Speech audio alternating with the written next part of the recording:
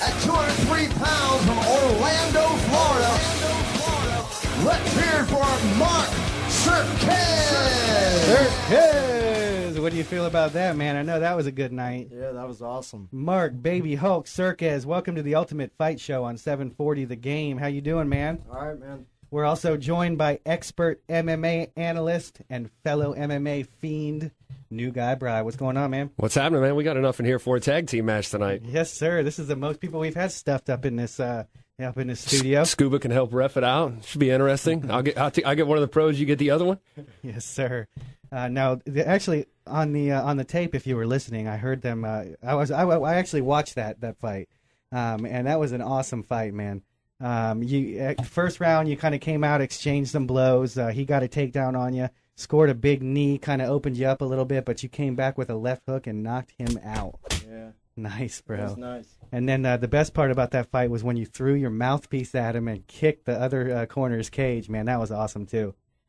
So explain to us, was there like a little bit of bad blood in that fight, or at least that's what the announcers were saying. Was there any truth to that? Yeah, there was a little bit of bad blood, and I was just really excited getting that knockout. I didn't think it was going to go that way after I got my head split open. And spinning back fist, faked it, and then threw that left and knocked him out cold. You know, I was going to ask you about that. The announcers kept saying jab. They kept saying, that you were feinting with the jab. It looked to me like you were actually throwing the back fist, which I like, man. That was awesome. We were just having a problem with his height, so that's why it looked like that. That was a really good fight, though, so congratulations, man. Thanks, Did you get to see that one, Brian? No, I haven't checked it out, but it sounds like a good one, man. I love to see these guys get in there and get excited like that. We talked about that a little bit last week, man, about how the emotions run high for these guys sometimes. Yeah, that was a big topic. It's intense. A lot of times they apologize for it, but you can't apologize for it. That's what sells fights. I mean, I know it's not wrestling. We don't want to see too much, but at the same time, it's the fight game, and I think people do kind of want to see that a little bit. What's your opinion on that? I mean, do you think that guys should just stay completely professional the whole time, or do you think that they kind of sell it by doing that stuff? I mean, what's your opinion on that? I think that it's kind of an emotional thing. If you're looking at in a situation where you're in a ring with somebody else who's squaring off with you, who has skills and the potential to knock you out, you're in an adrenaline rush. I mean, there's a lot going on, and to say that you're not going to do something that's slightly unsportsmanlike or overreact is, I mean, you don't know what you're going to do. You're on the wave, you're reacting, and the moments are going by so fast. Your emotions are so high.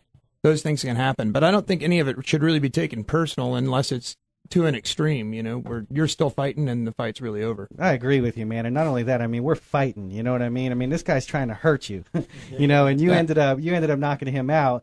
Not only that, at the beginning of the fight, he didn't even want to touch gloves with you. You came out, tried to touch gloves, and he didn't want to. Yeah, there was a little more drama than that, but oh, really? That kind of threw me off when he didn't want to touch gloves either. What's the backstory on that? Tell us what the drama was, because it always, man, when I see somebody refuse to touch gloves, and then to watch him get knocked out, yeah, I'll be YouTubing that fight tomorrow for sure. I got called Monday, weighed in Thursday, fought Friday. 3 or 4 days notice, was getting calls left and right after we both signed the contract to pull out of the fight. I'm making the wrong decision. I used to train there 4 or 5 years ago. Yada, yada, yada. It's not the right decision, and just not. What was really it? His threats. Camp was calling you and telling you that? His camp and other guys in between, and guys that shouldn't even put their 2 cents in. It's a fight. That's all it's about, and it's a paycheck. Yeah, it's a business decision. You're making a business decision. And if somebody calls you and says, "Hey, this is the fight at hand. This is what you have to buck up and do." You can't just turn down fights because you don't want to fight a guy when really this is the business that you're in. You need to step up to the fights that are presented to you. Man, I'll tell you what, though, it was a sick fight. So if you guys haven't seen that, YouTube it, man. Just like Brian said, that's Mark SERKEZ versus Corey, what was his last name? Krebs. Corey Krebs, Yeah. man. You guys have to YouTube that. It was a sick fight. All right, let's go ahead and get on to the Strike Force card. We got a lot to talk about tonight, and that was a big fight that night, man. What did you think about Strike Force, Brian? There was a lot of exciting fights. We talked about it going into it, and it turns out that we got the knockout we were hoping for in the Lawler-Manhoef fight. Diaz looked impressive. The Cyborg fight. Once again, she came through and looked really impressive. It was, I wasn't too impressed with the Herschel Walker performance, but I was impressed by his performance, but look who he was fighting. He's basically fighting someone he completely outclassed. Let's break it down per fight. You had the Bobby Lashley, which is a big beast from the WWE. He was taking on Wes Sims. He looked like he didn't even train for that fight. Wes didn't. Kind of like what you were saying, Mitch. He took that one on short notice too, but he came out there and got worked. But to me, it's like this. I think if a promotion wants to feed fights to one of their stars, they might not want to make it so obvious. Yeah, that's kind of the thing. I mean, you could tell the difference between an A-level fighter and a B-level fighter, unfortunately, when it's broadcast on national TV. Not to say that these guys aren't talented or they don't have a great deal of athleticism, but as far as watching the fight, I think most people out there could tell the difference between a striker like Manhoof or somebody like Nick Diaz and then watching a fight against, Bobby Lashley, Wes Sims. Well, you have Bobby Lashley come out just this big stock beast who looks like he trains every day, and then Wes Sims comes into the cage who just got beat on The Ultimate Fighter. Looked like he hadn't trained since then with his big old gut. Just didn't look like he was taking the fight seriously, and so it seems like sometimes these promotions, they want to feed their stars some of these guys. Do you guys think that you've seen that in your experience? Do you think these promotions feed their stars? Oh, absolutely. I think a perfect example is Anderson Silva and Chris Lieben, the first fight there. Yeah. That's definitely somebody being fed somebody. Absolutely, but the world didn't even know it at the time. Well, he had fought on Pride.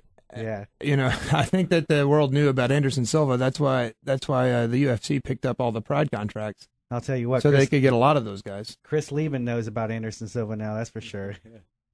The other, let's see, on that card that night, now you had mentioned Herschel Walker. I think Herschel looked pretty good, especially for his age, and I do think that he did some kind of a real tight shuffle. You guys said that you didn't see that fight, but he kind of had this real tight stance. He looked like a little soldier, and he kind of shuffled around the ring, and he looked good. Whenever the guy would try to take him down, he dominated. He always ended up on top, and then he worked the guy for 3 rounds.